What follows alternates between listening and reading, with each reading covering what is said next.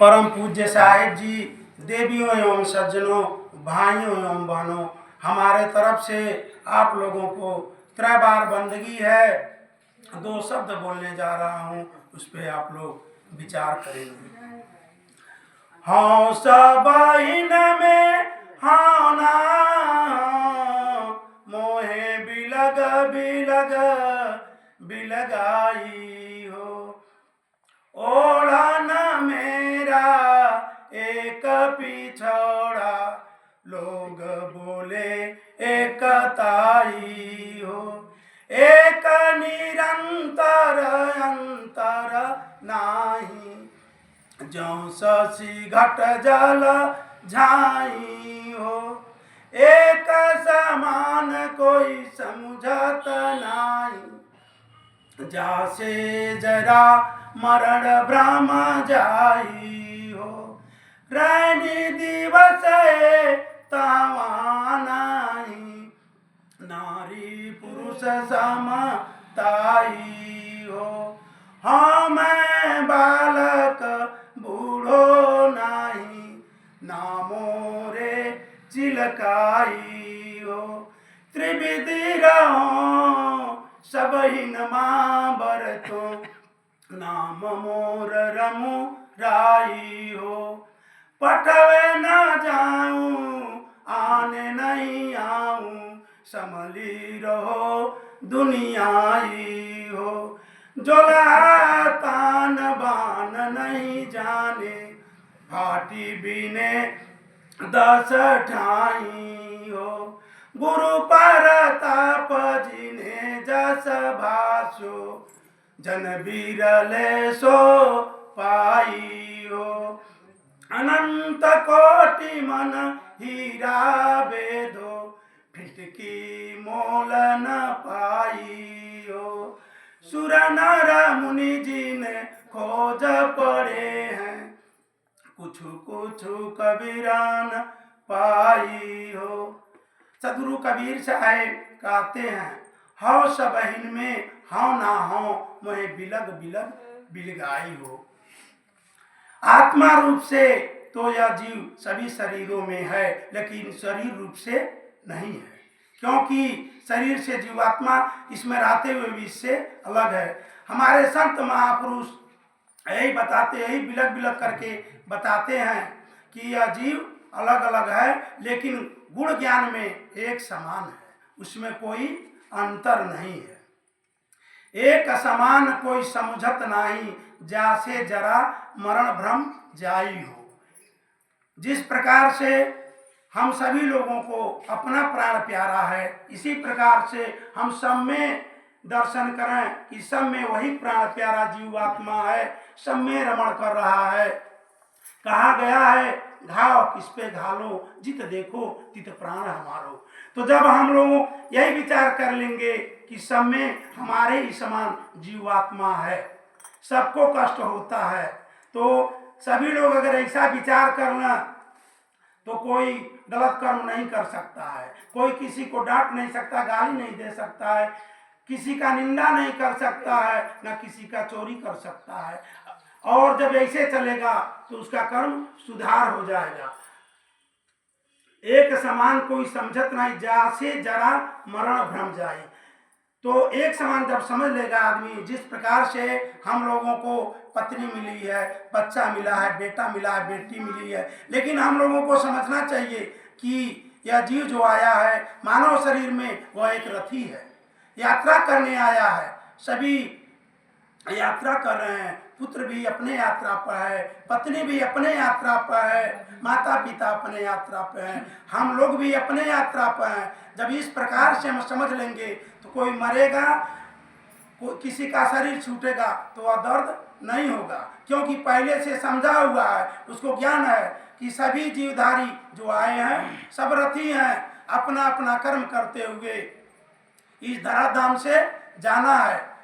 माता पिता छूट गए, एक दिन ऐसे सबका शरीर छूट रहा, हित मित, अभी नटवा में गुरुभाई थे, उनका भी शरीर छूट गया। इसी प्रकार से हम लोगों का जितने लोग शरीरधारी हैं सबका शरीर छूट जाएगा। जो हमारे संत गुरुजन हैं कहा गया है आत्मदेश में रात दिन नहीं होता है। स्त्री पुरुष का जो लिंग भेद है वह मिट जाता है। जो हमारे संत गुरुजन जो स्वरूपस्थ हैं वह इस बात को बताते हैं कि जब जीव आत्मस्वरूप स्थिति में आ जाता है तो स्त्री पुरुष का भेद मिट जाता है।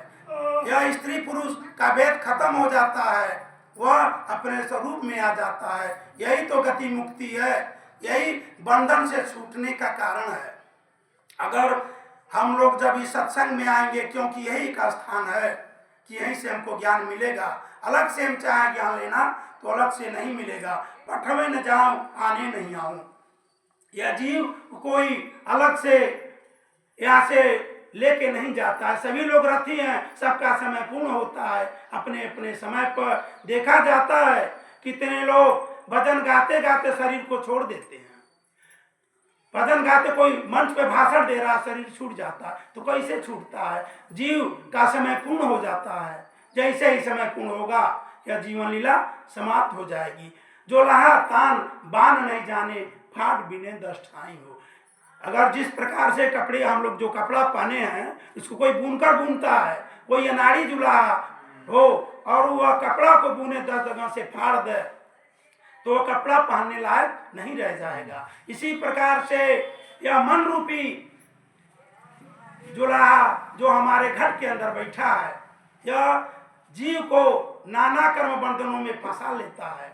और जो यह शरीर हमको मिला गति मुक्ति आत्म कल्याण करने के लिए, उसको यह मन विषय वासना में भटका देता है और यह जो मोक्ष का काम है यह करने नहीं देता है। गुरु प्रताप जिन्हें जस भाष्यो, सौ जन बिरले पाई हो। यहाँ गुरु की बहुत बड़ी महत्ता है, क्योंकि जिस लोगों ने जैसा गुरु किया, गुरु के प्रभाव से गुरु ने जैसा उनको शब्द दिया और उस शब्द पे अगर वह चले तो उनका कल्याण होगा। और गुरु तो सबको कहा जाता है। एक पियक्कड़ को गुरु कहा था, हाँ गुरु 2 पाँच और लाओ, वह भी तो गुरु का था, लेकिन वह गुरु नहीं। यहाँ सदगुरु का बात हो रहा है कि जो जिनको सदगुरु मिल गए उनका कल्याण होना निश्चित है और कल्याण हो भी जाता है। इसलिए अगर कोई हीरा है और उसको बेच दिया जाए, भुरकुशी बना दिया जाए तो उसका कोई कीमत नहीं है। वैसे हीरा बहुत मूल्यवान वस्तु है। इसी प्रकार से यह जीव जो है यह बहुत कीमती है। न जाने कितने जन्मों के कर्मों का पुण्य उदय होगा कि यह मानव का तन मिला और आज हम लोगों को यह भक्ति भजन भी मिला, सत्संग भी मिला। अगर इस सत्संग भक्ति भजन करके अपना कल्याण नहीं कर पाएंगे तो यह जीवन धोखे में चला जाएगा।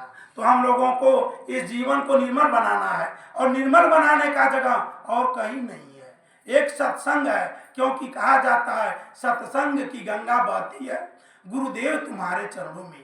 तो यही सत्संग की गंगा बह रही है और यही हमारे संत गुरुजन हैं। इन्हीं के सानिध्य में रह के हम जब अपना जीवन जिएंगे तो कल्याण निश्चित है।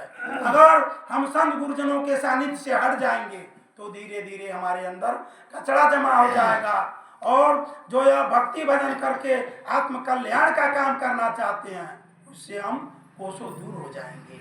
वह संगत नहीं मिल पाएगी। लास्ट में सदगुरु कहते हैं कि कुछ कुछ कबीरन पाइए। जिसको संत गुरुजन जो ऋषि मुनि खोज रहे थे, यह सदगुरु कबीर साहब की बड़प्पन है कि वो अपने आप को बड़ा न मानते हुए कहते हैं कि उसको जो सभी संत महापुरुष ऋषि मुनि बन बन खोजते रहे, मैंने उसको पा लिया। तो जो स्वरूपस्थ हो गए इस जीवन में, जिनको स्वरूप स्थिति हो गई, हमारे संत गुरुजन सभी लोग हम लोगों को ध्यान पे चर्चा करते हैं कि भाई ध्यान करो, 10 मिनट 20 मिनट धीरे धीरे बढ़ाओ। और ध्यान करने पर जो आनंद मिलता है उसका वर्णन हम इस मुख से नहीं कर सकते हैं। ये सत्य बात है, क्योंकि अनुभव का विषय है। हमें जब शुरू में हमको साहेब जी कहते थे, हम पूजा करने वाले थे, बसड़ों कट्टरपंथी थे, यही साहेब जी हैं, ललकारते थे तो हम भी लड़ जाते थे। साहेब जी कहे कि ध्यान करो, तो हम कहते साहेब जी ध्यान नहीं हो पा रहा है, पूजा भी छूट रहा, कहे धीरे धीरे होगा। तो सदगुरु के कारण हमको ध्यान करने की विधि आई और धीरे धीरे आज मन बहुत आनंद में रहता, मन निर्मल है। जो पहले की हमारी बुराई थी लमसम वो छूट चुकी है। पहले बहुत और था, जरूर कुछ कम हुआ, ज्यादा कम हुआ है। क्यों हुआ है कि आज हम संत गुरुजनों के सानिध्य में हैं, तभी कम हुआ है, नहीं तो कम होने वाला नहीं है। क्योंकि कहीं तीरथ व्रत कर लेने से हमारा कल्याण होने वाला नहीं है। एक छोटा सा मैं दृष्टांत सुनाऊंगा। महाभारत का युद्ध जब समाप्त हो गया तो कृष्ण जी पितामह भीष्म से मिलने के लिए जाते हैं। तो पितामह भीष्म ने कहा, हे माधव, हे केशव, आप बतावें कि जब से मैं समझता हूँ अपने आप को, मेरे शरीर से कोई गलती नहीं हुआ है, मुझसे कहीं कोई चूक नहीं है, और एक जन्म में मैं मुझको अपने जीवन का 100 जन्म का अनुभव है, लेकिन मैंने कभी कोई पाप कर्म नहीं किया, फिर इतना बड़ा दंड हमको क्यों मिला? तो कृष्ण ने कहा कि उससे एक जन्म पहले जाइए। तो उसमें जब पितामह भीष्म गए तो देखते हैं उसमें भी मैं राजा हूँ, एक राजकुमार हूँ और आखेट करने के लिए जा रहा हूँ। पहले के जमाने में ऐसा होता था, अब शकुन लोग बहुत मानते थे। तो जब रथ से जा रहे थे, कोई एक सर्वात्मरा सर्प रास्ते में मिला, उसको देख के इनको बहुत गुस्सा आ गया कि हमारा तो रास्ता भंग कर दिया। वह अपने रथ से उतरे और उसको अपने बाण के नोक से उठा के कस के गुस्सा में फेंके।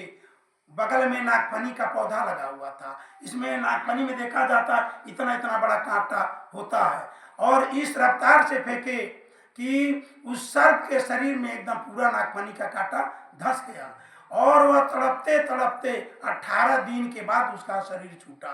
तो कृष्ण जी ने कहा कि अब आप समझें, आपको समझना है, हम क्या कहें, आप ही के कर्म का भोग है। कहा जाता है कि गंगा जी पितामह भीष्म की माँ है, लेकिन गंगा जी ने अपने पुत्र का भी पाप नहीं काट पाई। तो हम लोग जो सोचते हैं कि हम तीर्थ व्रत कर लेंगे, तीर्थ में नहा लेंगे तो हमारा पाप कट जाएगा, ऐसा संभव नहीं है। यही तीर्थ है, यही सत्संग का तीर्थ है, यही जो आके डुबकी लगाएगा तभी उसका कल्याण होगा, अन्यथा कल्याण होने वाला नहीं है। ज़्यादा समय नहीं है, इसलिए मैं अपने वाणी को यही विराम दूंगा। जो मेरे वाणी से कुछ आप लोगों को कष्ट हुआ हो उसके लिए मैं क्षमा प्रार्थी हूँ, जो अच्छा लगा हो उसको आप लोग सिरधार करिएगा, अपने आचरण में उतारने का काम करिएगा। साहेब बंदगी, साहेब बंदगी, साहेब।